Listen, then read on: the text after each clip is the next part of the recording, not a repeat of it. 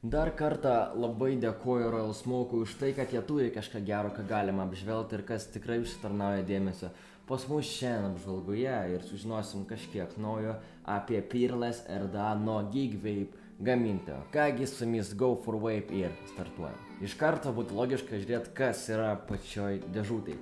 Šiaip yra šitų skaitiklių pakankamai daug spalvų, pavyzdžiui, pilkas, rožinis, raudonas, juodas ir taip toliau, bet šiandien mes apžiūrėsime pilkąją ir rožinę versiją.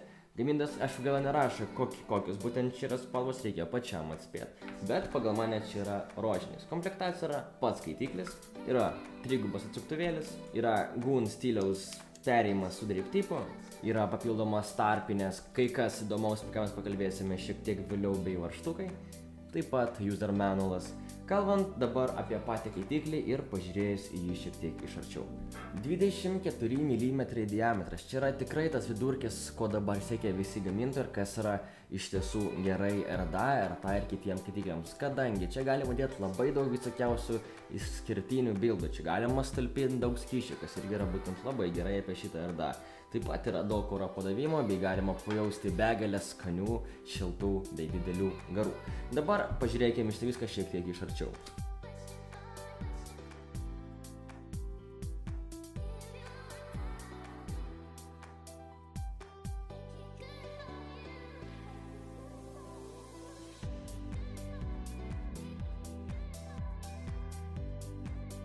Kaip matome, pats build deckas, jis čia yra tikrai savotiškas ir savotiškas yra iš geros pusės. Kodėl? Kadangi, kai matome, yra 4 skylės, 2 apačioj, 2 viršuj. 2 apatinės didelės skylės yra skirtos kažkokiem mandresniem buildam, pavyzdžiui, fused claptonai, straight fused claptonai ir taip toliau. Tuo tarpu viršutinės skylutės 2 mažesnės, į kurias galima įdėti 4 netgi coilus, kiekvieną tarpą po vieną vielos gabaliuką. Tai būtent čia yra skiltos nano buildams bei makro visokiausiam. Ta prasme, vielom, kurios yra nestoros, kurios pralys pro šitas 4 skylutes, kas būtent dabar matote ant savo ekranų.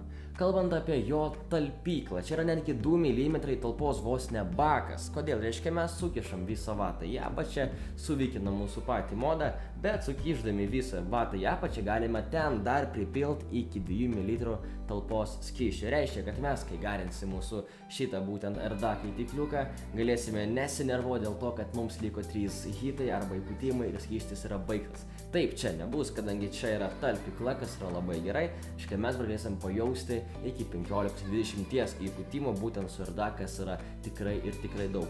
Palyginus jį su Medusa, kurį mes neseniai apžvelgėme, jisai buvo šiek tiek geresnis ir brangesnis, aišku, jo kaina amerikietiškoje rinkoje yra apie 25 baksai, kas yra iš tiesų mažai. Lietuvoje galima surasti iki 30 eurų. Tad kaina yra tikrai nedidelė kaip RDA skaitikliukui, bet skonis, kuris yra tikrai čia nemažas, jis tikrai jį turi. Kalbant apie skysčių įpilimą, jis irgi yra labai ir labai svarbu. Kodėl? Nes dažniausiai, kai mes norime pilti skysčią, turime išimti mūsų top capą, tik tada užpilti, kas yra labai nepatogu ir kas užima tikrai nemažai laiko, norėtųsi, kad viskas tai būtų greičiau. Viskas dabar tai tapo įmanoma, kadangi tarkim mes dabar garinam mūsų RDA, reikia užsipilti skysčio. Nereikia išiminėti šito kepo. Paliekam viskas kaip yra ir įpilam skystį per viršų, per mūsų patį drip tipą. Ir tuo tarpu jis išsilieja per mūsų abu coilus tekančiai iš viršaus ir nereikia atidarinėti ir savo rankų skystį tapalioti. Tai, kad čia yra labai irgi labai gerai. Kalbant apie airflow, jo čia nėra daug, tad galiu teigti, jog čia yra skaitiklis skirtas labiau skoniui, nors skonio irgi čia yra ne per daugiausiai, bet už savo kainą jis tikrai padaro tą, ką turi. Kaip reguliuoti oro padavimą? Tiesiog mes turime paimti iš mūsų viršutinį šitą drip tipą, jis yra vientisas, jo čia išimti jokių dalių negalima, tik tai patį mūsų drip tipą, kuris yra būtent štai tokios keistesnės bei fainos medžiagos ir tiesiog laiko mūsų šitą kepą ir sukeliojam drip tipą į tam tikrą pusę, į kairę arba į dešinę.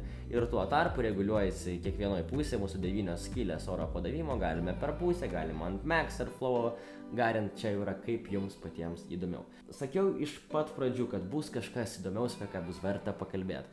Ne visi mes naudojam Squonkers modus, bet jis yra pritaikytas būtent Squonkers modams. Kas tai reiškia? Reiškia, jeigu mes atsukam mūsų patį skaitikliuką ir mes matome mūsų piną. Bet čia yra dar vienas papildomas pinas komplektacija, kuris yra su skylute.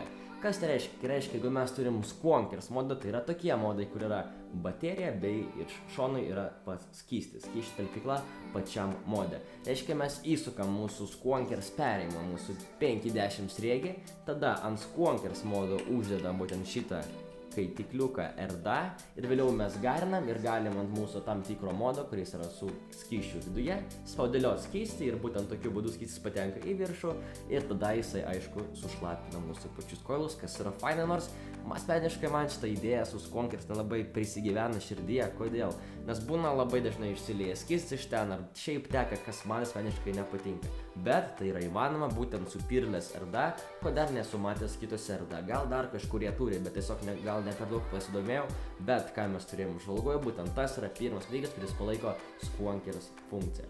Kalbant apie jo vertinimą, nėra jis labai aukštas, kadangi asmeniškai man jisai kažkodėl neprilypo, kaip aš jį pagarinau, būdavo gal ne per daug garų, gal garas buvo per karštas, gal buvo per mažai oro, buvo man būtent tokia asociacija su juo, kad jis nėra man labai geras. Gal kažkuriem tikrai patiks, bet aš vertinčiau galbūt 8 arba netgi 7 iš 10, kadangi asmeniškai man čia nėra kažkas tokio, ką galėčiau garinti visą laiką, bet mačiau tikrai pakankamai kiek žmonių, kurie naudoja būtent šitą Peerless RDA nuo Geekvape gamintojo. Dar kartą ačiū Royal Smoke'ui, būtent jį galima įsigyti Royal Smoke'ui Vilniuje, Kaune, Klaipėdoje ir visur kitur, kur tik įmanoma surasti Royal Smoke'ą Lietuvoje.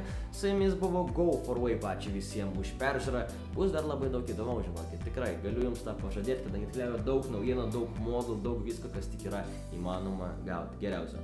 Kągi, su jumis buvo dar kartą Go4Vape, visiems dėkui už peržiūrą ir iki susitikimo ateityje, bei visiems gero.